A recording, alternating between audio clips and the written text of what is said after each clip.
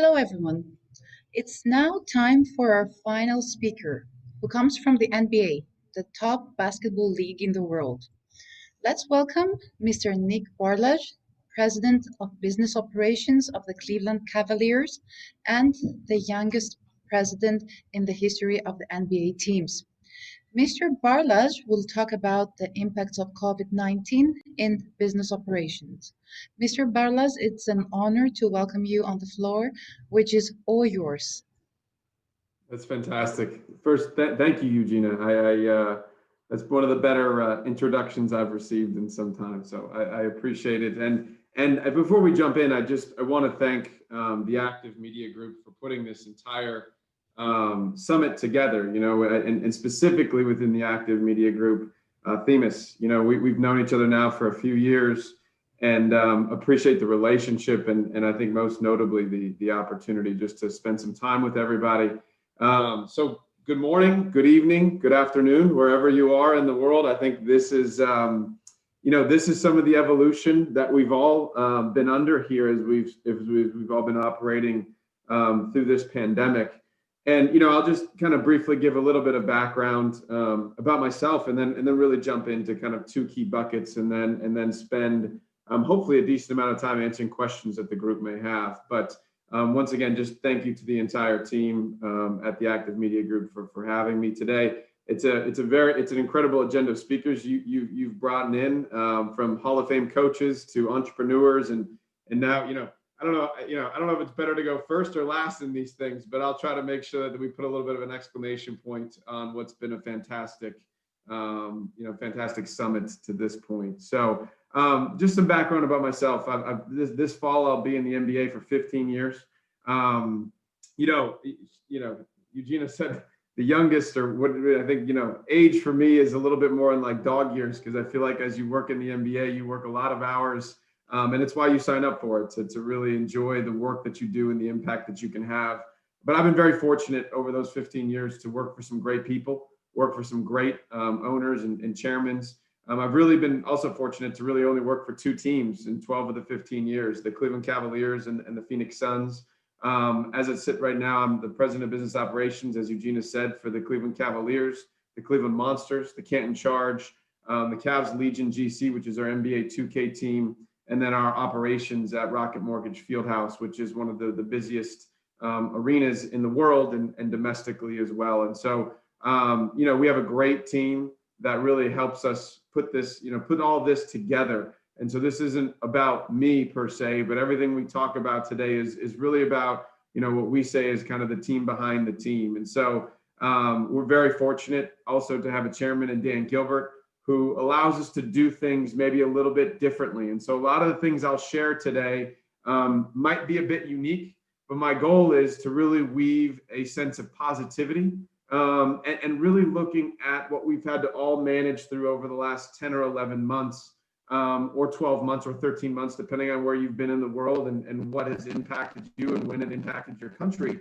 as an opportunity. Look, in our world, we've dealt with some very notable players leaving our franchise over the years. We've dealt with a lot of twists and turns. And so for us, we look at adversity as an opportunity and not a challenge. And I think that thematically is where I'd love to just start the conversation today, because lessons I've learned throughout my career is, look, whenever you go through hard times, those hard times, you can kind of become downtrodden. You can beat yourself up. They can grind on you in certain ways. But if you really look at that adversity for the opportunity that it presents and not the challenge that it creates, it really allows you a mentality to be able to drive innovation and drive evolution as you're approaching your day to day. And so just a little bit more backdrop of our situation. So about 3.5 years ago, we embarked on a transformation of our building, which you can see in the background behind me, $180 million plus, a public-private partnership that really brought Rocket Mortgage Fieldhouse to the new age, and a little bit beyond from a technology and from a fan experience perspective. And so as we rounded the corner in 2019, September of 2019, we opened this fantastic facility. And we were really, we were enjoying the journey, if you will. We were 6 months into operating the new facility. March 11th came. I'll remember it very vividly for the rest of my life. And then March 12th came, which is the day that the NBA really ceased operations. And so for us, there's no doubt it's been a journey, and there's no doubt there's been twists and turns. But what it's really allowed us to do is to drive innovation and evolution into our business. And so I'll kind of talk about two key buckets, both, how the pandemic has impacted our business, and then also how we've kind of evolved our culture and how we've tried to lead through this entire experience. Because I think both of those things are incredibly noteworthy as you think about how you can take that back into your own worlds or into your own day to day. So look, first and foremost, the impact of COVID-19 in sports and entertainment is profound. I want to be very clear and set a baseline. For us, we are just now finally hosting 2,000 fans a game. We've done it now for 5 games in total to start our NBA season. And we're typically right around 20,000 patrons that are able to come to our events on a night in and night out basis. And we also didn't play for 10 months. We were one of the teams in the NBA that wasn't fortunate enough to qualify for the bubble. And so that really forced us to do a lot of different things. The bubble that was hosted in Orlando, that ended last season, and then the playoffs concluded the NBA's 2019-2020 season. So for us, there were gaps to fill. There's no doubt, and so when we got news the second week in June, roughly the second week in June, I believe it was June 8th, that we were not going to be a part of the NBA bubble, we didn't hang our heads. We decided to say, hey, how do we evolve and how do we really attack this opportunity now that we have known outcomes? I will say the first 60 to 75 days of the pandemic settling in, there was a lot of things we had to work on. There's a lot of things we had to figure out. There was no easy solution. But ultimately, we have a great team that really helped us go through it. And so I frame that all to say this hasn't been all roses and rainbows for us as we've thought about how do we handle this. The impact, like I said, has been profound. And I think we're going to feel this impact for a few more years to come as we all ascend out of this and back into some normalcy with vaccinations and all of those things starting to ramp up. But like I said, going back to the middle of June, we didn't hang our heads. We knew we had a great business that we had founded off of whether it was a transformation or 4 straight years of going to the NBA finals with a great team. But we also had a great group of operators behind the scenes that really put us in a position to be successful. And we knew we had great relationships. And so thematically for us, the first decision we made as we found out that we weren't going to be returning to play for the 1920 season was we kind of threw all the money and numbers out. And Dan has an ism that money and numbers don't lead, they follow. And for us, that was very true. We decided, we had contract language and all these things we could use to remedy these situations, but we put that on the sidelines and we said, look, we want to build equity in our relationships, whether it's in the community, whether it's with our partners, or whether it's with our fans. And that ultimately was the theme that drove any and all of our decisions as a business and as a brand. And so from that perspective, we went out and we did a lot of things to try to make good on value. We did a lot of things to try to over deliver, but we ultimately tried to be very fan and partner centric, which is really important to our owner, Dan Gilbert. And so from that, look, I'm sure like everyone's dealt with, I see brands like Porsche and Samsung and others on the backdrop. Look, everyone's had to deal with this in different ways, whether that's substitute benefits, whether that's credits, whether that's, ultimately working with people in great faith to come with solutions that you can create. And I think a couple of key things we found in our business that I'll just share. One is we were already really pushing this digital first mentality. For us, that fortified it. So leveraging things like Instagram, Facebook, our Cavs.com platform, our team app,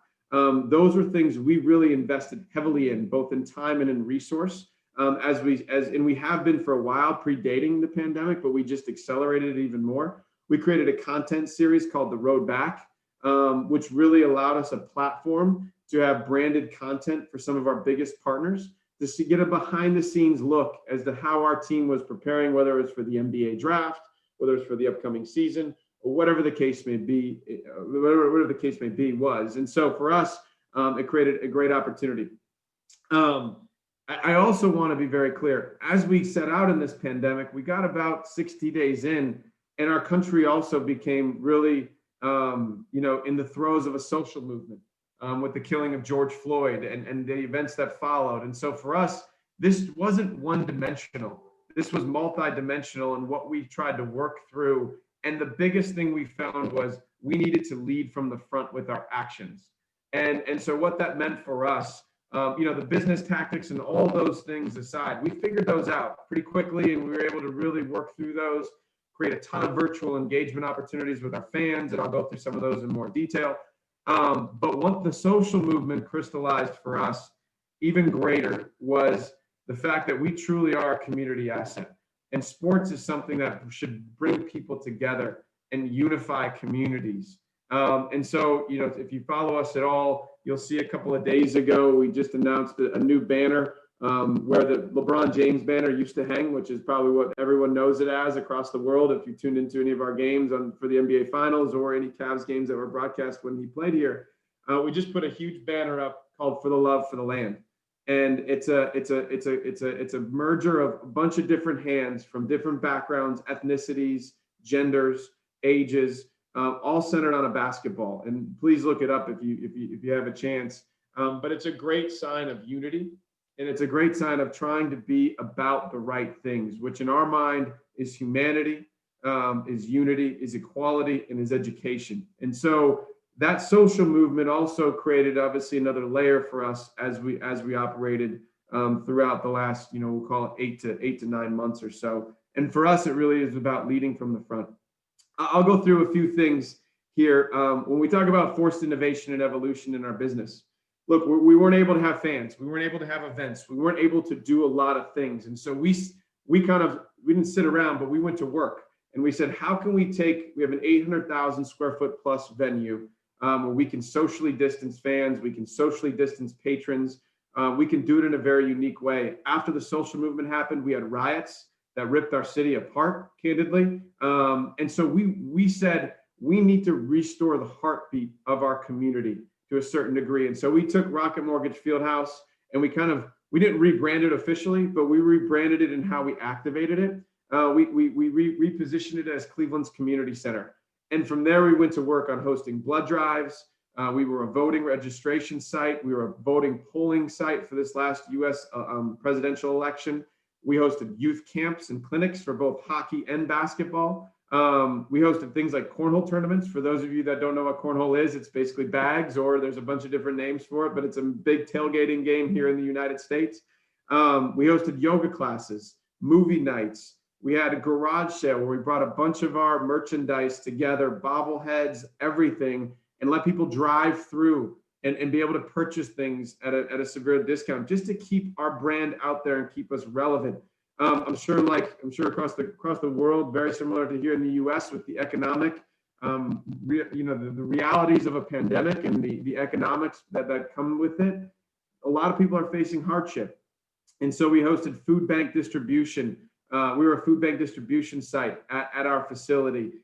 We had over 75 non-traditional events over a 90-day period of time. And now as we've transitioned into our season, we're also hosting high school hoops and local basketball teams to be able to come and play at Rocket Mortgage Fieldhouse so their fans and their families can come, they can finish their seasons, they can do things that they wouldn't be able to typically do in the midst of a pandemic.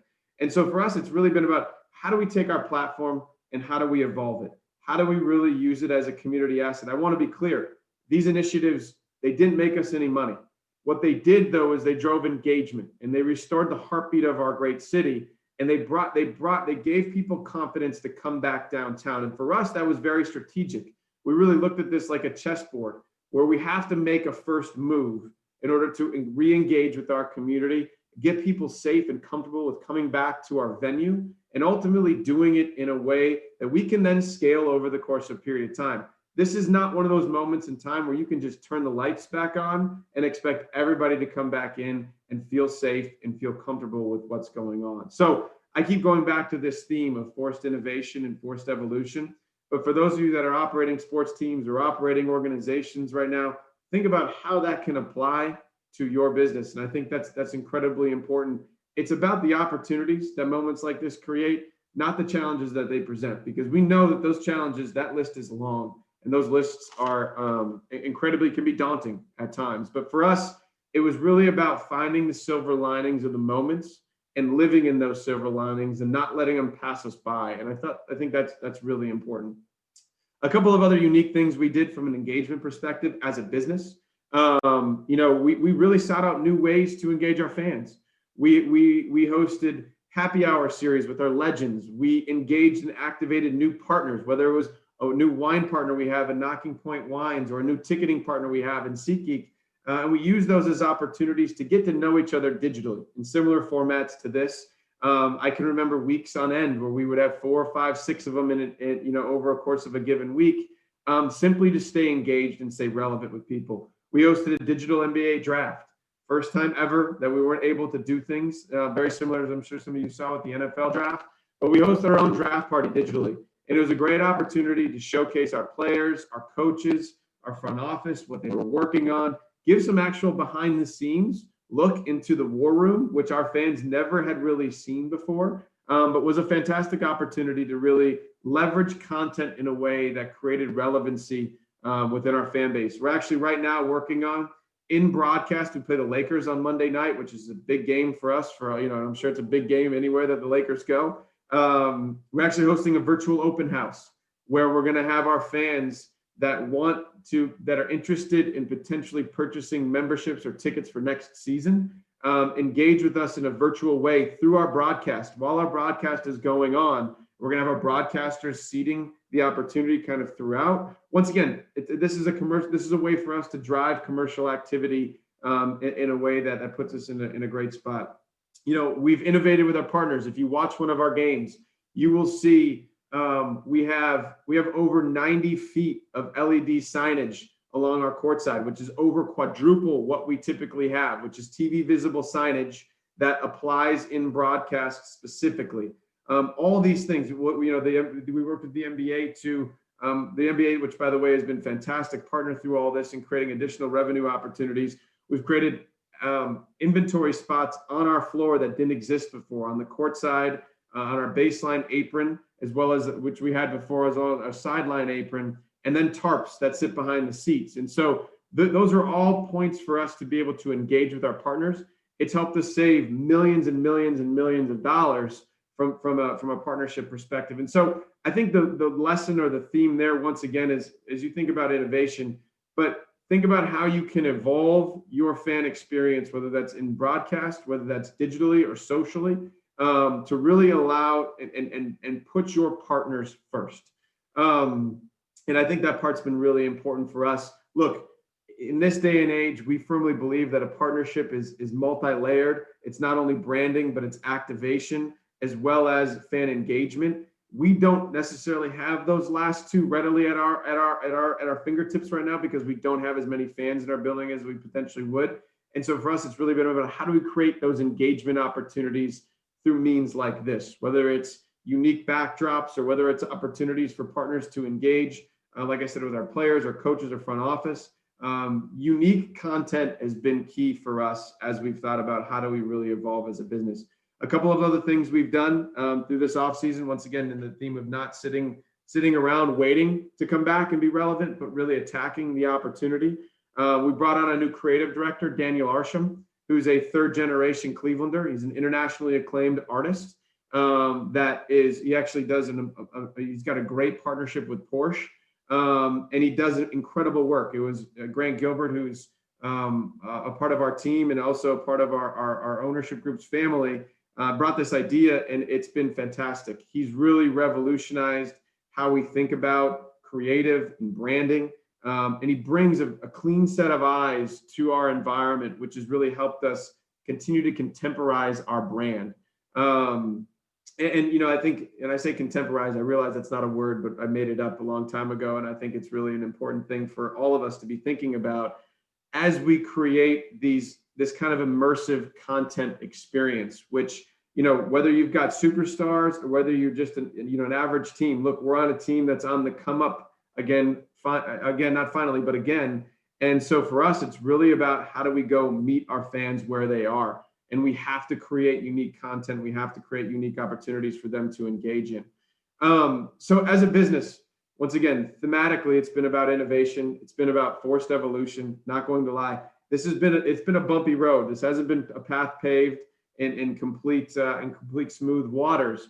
But I think the choppier the waters, the greater the sailor it takes to get through it. And for us, that's absolutely been the case. It's fortified our group. And I'll just quickly transition to some of the cultural things that we've evolved from, and then open it up for Q&A to make sure we stay kind of on schedule and on time here. But look, one of the three huge things that I've noticed as a leader through this period of time.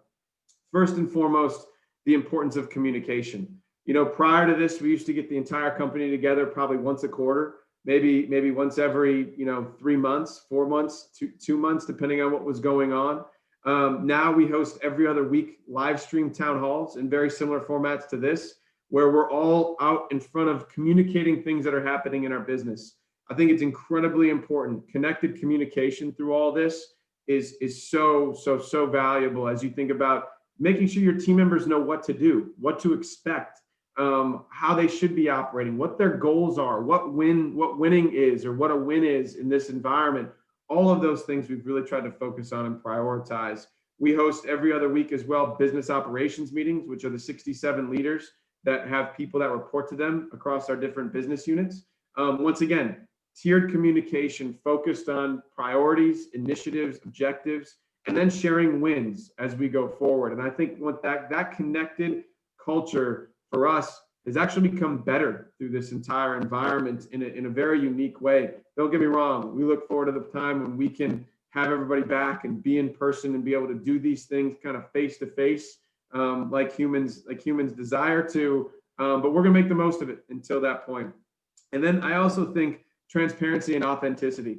And I'll go back to the social movement in this. We've hosted many time to talk series for our team members through all this. And it's, the thing that really struck me is just when we get in those settings, just listening. And I would say listening specifically to our minority team members, whether they're in the Black or the brown community, whether they're LGBTQ plus, whatever their background might be, that doesn't matter. What matters is listening and really authentically engaging with them. And they shared stories with me that were horrific, honestly, and they were really touching. And what it made me do is it really seared in my mind the fact that we as a company, we as a team need to never forget and classically condition ourselves to lead around the right principles. And I mentioned those earlier. For us, it's about humanity, it's about equality, it's about education, and it's really about unity and bringing people together, as opposed to spreading people apart. And so, we've been busy, but I think, just to distill it out, I'm big on distilling it out into kind of 2 or 3 key things, and then we can open it up for Q&A. But for us, it's really about meeting the challenges and making them opportunities. It's about how do we take our platform, how do we evolve it? It's about, and this is once again, we're afforded the opportunity because we have an amazing chairman in Dan Gilbert, but it's about kind of setting the money and numbers aside for a second. Don't follow those. Follow your instincts. Follow what ultimately will fortify relationships and will fortify your business as you go forward, which are people and the people that are a part of it, and really making that the focus, whether that's your team members that internally help you pull everything together, whether that's your fans and or your partners that are the lifeblood of what you do. And for us, it's been about prioritizing that, and everything else really starts to fall in place. I think, we've definitely written out some great strategies during this period of time. We've definitely had some great tactical things we've executed, but at the core, because everything we've done is needed to pivot, change, permeate, whatever you want to say that it is, permutate, whatever you want to say that it is, it's had to evolve even off of a core concept or a core idea. And what brings that to life are great people. And that has truly been fortified through this entire experience. And I go back to it once again, and I'll close here and open it up for questions. Think about innovation, think about evolution, think about how you can reposition your platform and really meet the challenges as opportunities that they present for you, for your business, for your team, for your brand. And we're all going to be that much better when we get on the other side of this. So, Gina, I think with that, if we want to open it up for Q&A, it'd be great. Mr. Bartlaj, this is what we in marketing terms call the wow effect. You have largely exceeded the expectations. You have discussed the values, the strategy. You even contributed to the marketing vocabulary with contemporarization of brands. This I will definitely share with my students in the classroom. As you understand, your speech has been very well attended and it also created many questions from our audience. The first of which has to takes it to the bottom line. You have discussed about communication, but with crisis management, are there and which are those the new revenue streams that you potentially have identified? Yeah, it's a great comment and a great question. Look, I think our league has been fantastic about working with us on developing new revenue opportunities, new revenue streams, whatever the case may be. Is for us, I think a few things because we do live in a bigger league. A lot of these things need to be kind of run to ground and ultimately figured out as a league and not just as an individual team. But I think some of the things we've really started to evolve into, and this is a few of these date to our new creative director, and a few of these date to traditional. We took some pages honestly out of European basketball. When you watch a European game and you notice the logos on the floor, virtual signage opportunities, you notice the LED courtside ribbon band that goes around the entire court. For us, we never really had a lot of those. We had fans in those positions, or we had benches in those positions. And so for us, it's been a little bit about meeting probably where you are in Europe to a certain extent, and in using those as partnership engagement opportunities, once again, that are broadcast visible, that are great. I think some other things that we've really started to get into by leveraging our social media platform, we've really started to focus on retail capsules. And so if we have a great play or a great moment or a great situation, taking those, finding unique images that articulate those, and then creating a retail drop. No different than you see Nike or Adidas, no different than you see some of these big brands do, where it's a very limited amount of an opportunity, but it's very unique. It's very cool. It tends to really be appealing to a Gen Z or a Gen X or even a millennial type of fan base. And you put it out there and you create engagement. Not only do you create a little bit of revenue, but you create a great degree of engagement and virality around that opportunity. And so for us, we've had time to kind of actually sit back and do those things. When you're running a building that's 365 days out of the year and 200 plus events, we don't always get the chance to kind of pop our head up and think about unique new things we can do. And so those have been some of the things that we've started to really focus on and put out there. And then, I do go back to some of these things relative to how you can engage with your community.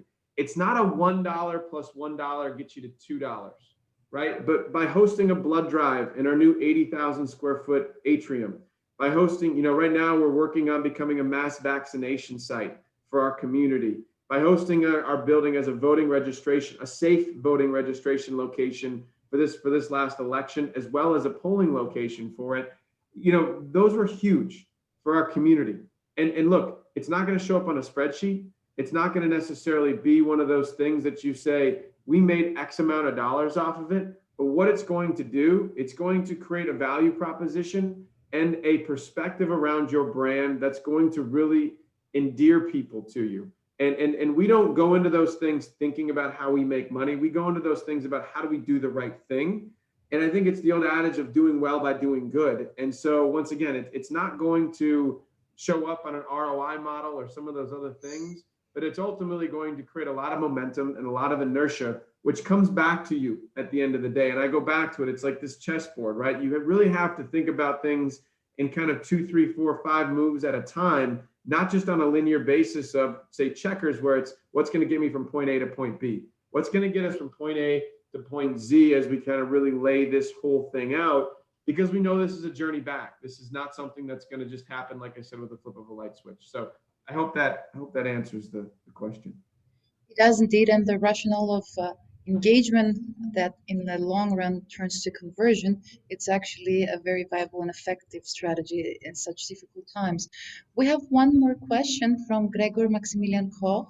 He's asking, after the last era of LeBron James, highlighted with the NBA championship in 2016, where are you seeing the Cavs market-wise in the association, and where will you see the franchise in the next couple of years, especially with the young core the team has right now, despite the current pandemic? Say the last part again. Sorry, Eugenia. Despite. The current pandemic. Oh, got it, got it.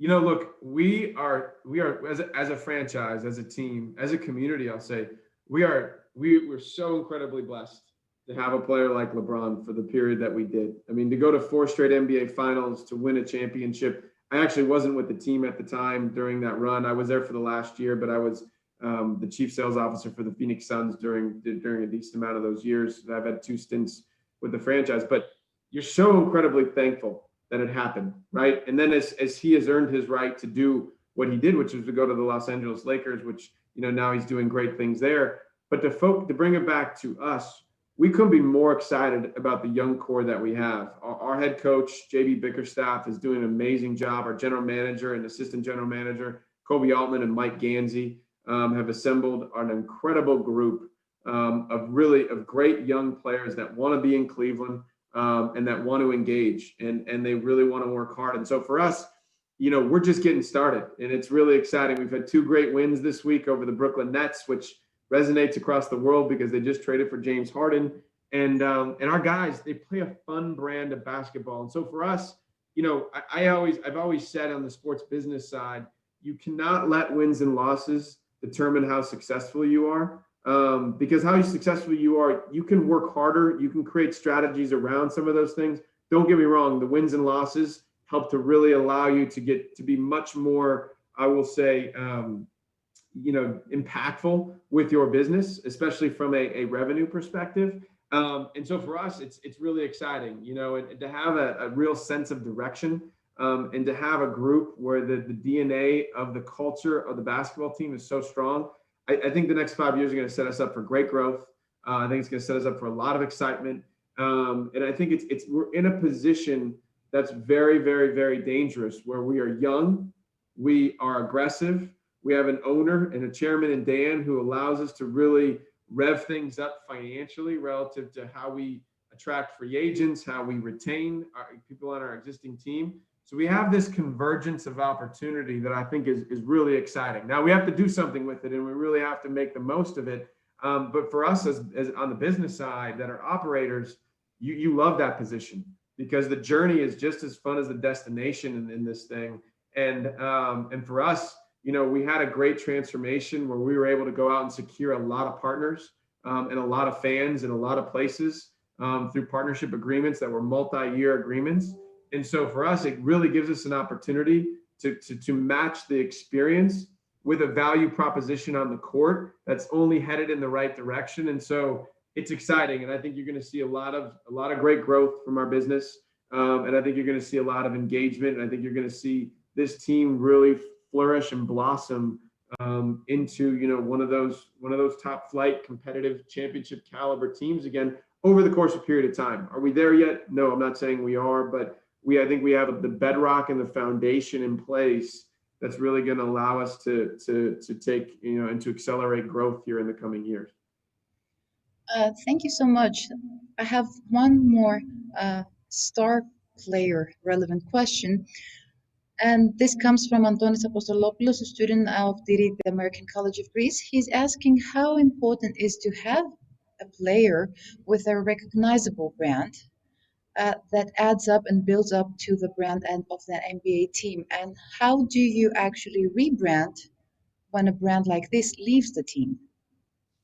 Yeah, look, I think there's no doubt the NBA is a star driven league. There's the NBA is about the players. I mean, the NBA is not about somebody like me. It's our job to really make the most of it, maximize the opportunities, and minimize the risk around it. I think when you think about the impact of a star player or star players, I'll say, because a lot of teams now are focused on these two or three kind of all-star super teams, if you will. I think those things, they do create a lot of unique opportunities, especially when you think about how international the NBA in the game is right now. And so it does put you in a position as a business and as a brand to have very large conversations across the board. I think, from our perspective, we haven't necessarily ever tried to build a brand around a player. Our Cavaliers brand, our insignia is all for one for all. And that's really been what we've lived by since Dan has purchased the team 14 or 15 years ago. And so if you think about that, it's about the team. It's about the community. It's about something bigger. And so for us, we've always tried to look at our brand in that way. And so I don't think it's as much about rebranding after a player leaves or you fear the exit of a player. I think you embrace the moment that you're in. You embrace the opportunity that you're in. And then, what happens, you strategize and you create contingencies and you put models together to allow yourself to really, to buffer yourself from those things as maybe transitions happen in your business, And I say this to our group all the time, but we don't look at rebuilding our business. We always talk about reloading our business. Rebuilding means something's falling and you've got to rebuild it. For us, our business isn't falling. We have great fans. We have great partners. We have a great chairman. We have a great heartbeat to our company. And so for us, it's not about rebuilding, but how do we reload and how do we go back out and continue to attack the opportunity? It may look different without having, a star player in the mix, whether that's, but whether that's LeBron or Kyrie or whomever it was over the course of a period of time. But that doesn't mean, once again, I go back to what I said earlier, you're thankful for the opportunity that you had. And then as you transition, you make the most of the opportunity that you have as you transition, and you don't rebuild, you reload. And I think it's really, really, really important that people think about it from that perspective.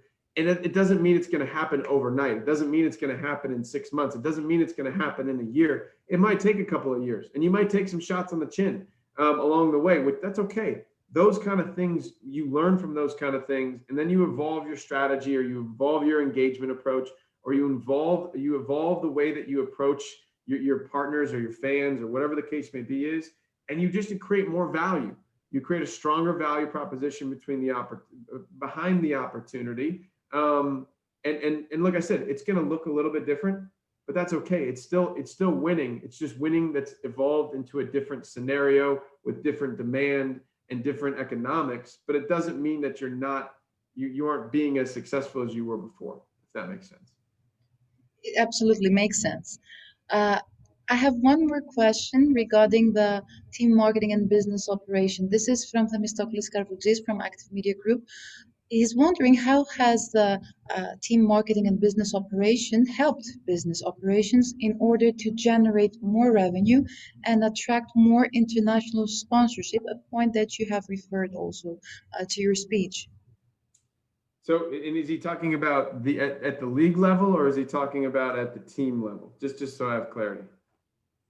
Because the NBA has a team, what they call Teambo, which is a consulting group that really helps teams drive revenue. So if it's at the team level, I can answer both. Just more want to make sure I can answer the question. Should we start with the team level? That's perfect. Yeah, that's perfect. Look, once again, I think, the fact that we operate in the NBA, which I think is, one of the more progressive leagues that are out there in the world, led by an incredible commissioner in Adam Silver. We have now as teams, when I started the NBA right out of college 15 years ago, the international business was really controlled basically purely at the league level. And now, Adam and his entire team have really empowered the teams to go out and be able to obtain deals in the international space. So right now, every NBA team can have 3 international partners. Specifically for this year, it's 2. Been previous to that, but 3 this year because of the pandemic. And it allows very unique engagement opportunities. It allows you to diversify your brand. It allows you to, have bigger conversations. For us, we have a few international players. We have Matthew Dellavedova, who's from Australia. We have Cedi Osman, who's from Turkey. And I think we have a couple of others that I'm probably not even recalling based on the question. But so for us, we look at how can we take our existing partners, how can we potentially evolve them into that space, or how can we go engage with new partners?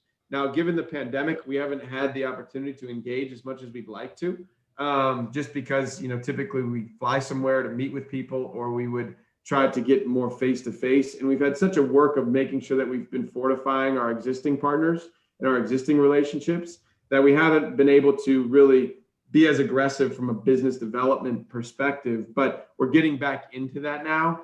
And I think the greatest part about it are, these assets have really, when I say these assets, I mean NBA teams have really transitioned from regional assets within the United States now to international assets, where you can really, we have 5.8 million followers on Weibo as it currently sits right now, which is obviously the Chinese Twitter.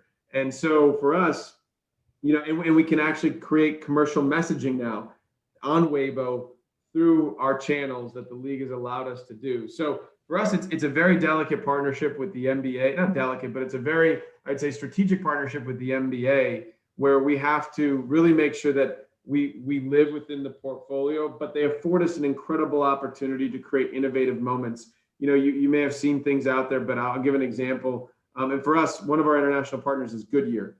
And so their focus is really in the Asian markets and also in Canada. And so our partnership, as we evolve it, is really going to focus on how can we activate in those potential markets.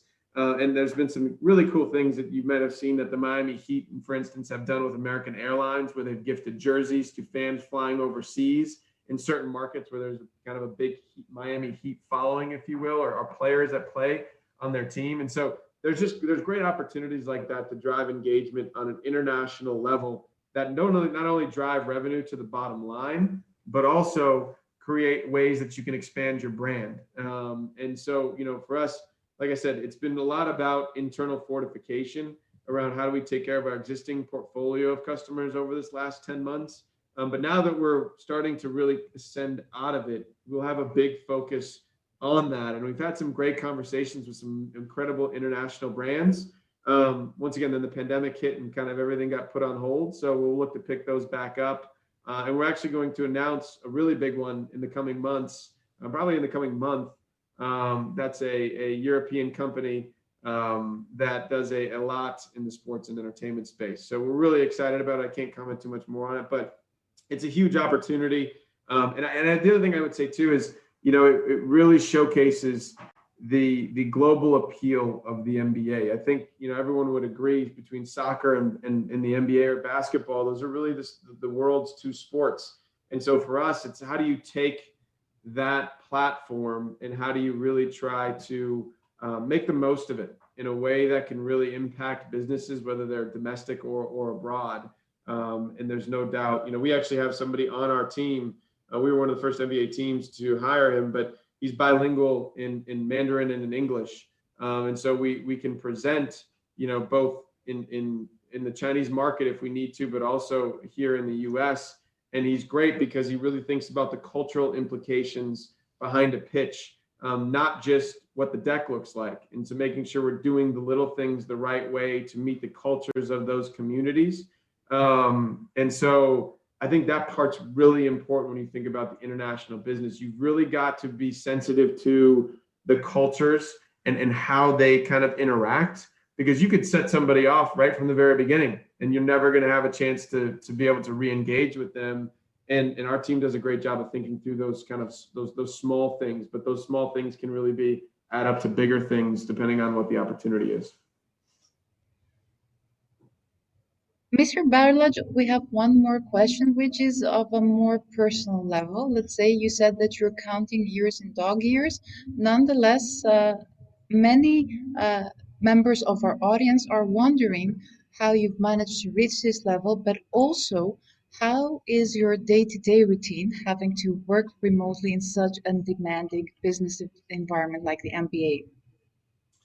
Look, I said this a little bit earlier, but I've been very fortunate to work with and for some great people. And so I think, having a strong mentorship system has been a huge thing for me, really learning by trial by fire. I've been very, very, very fortunate, like I said, to work for a guy like Dan Gilbert, to work with a guy like Len Komorowski, to work with a guy like Robert Sarver and Jason Raleigh and Mike Toman, and so the list goes on and on and on. It's been a village of experiences or a village of people that have provided great experiences for me at a very early age. I will say, I think I also, you have to really commit. And I think that's a really important thing. When I first got started in this thing, I started selling tickets out of a box office, making an hourly wage and a very low commission. I knew nobody in the industry.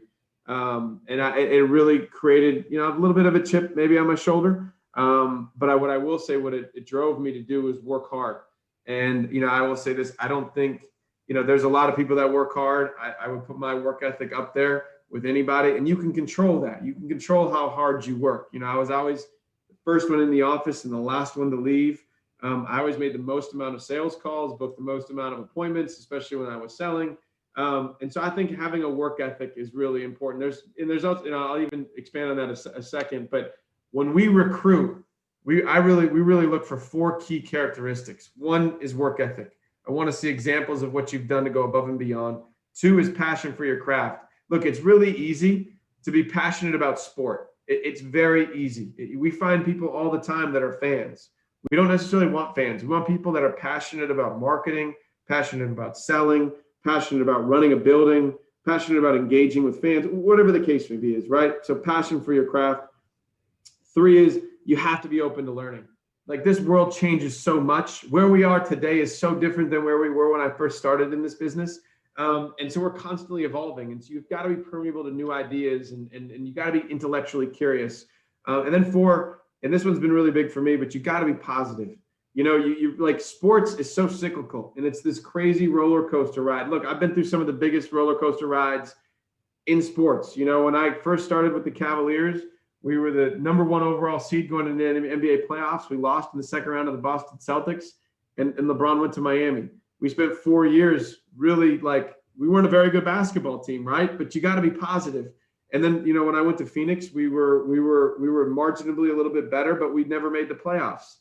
But I never lost that positivity. When I came back here, we went to my first year back in this role. We were in the NBA Finals, and then LeBron went to LA, and we transitioned again. And so we went back, but like, through all of that, you find a high positivity baseline and you operate off of it. And I think that part's really important. So we look for those kind of 4 key characteristics. And then I would say, to the second part of the question, just quickly, look, I love this. This is why, no day is the same. But I think, I've learned now, as a father of 2 daughters and as a husband, to just stretch my days out. I get up every day really early. I go to bed pretty late. But you try to make the most of the time that you have. I don't watch a lot of TV. I try to read a lot of books and really stimulate my mind. But you find your kind of pockets of productivity throughout your day to really try to make sure that you're still touching everybody and engaging with everybody, and you're connected to as many people as you can be. And so you got to make the most of it. But look, I look at this like this is one of 30 very unique opportunities. And for me, I cherish that. And I don't take that for granted. And I think that part's really important.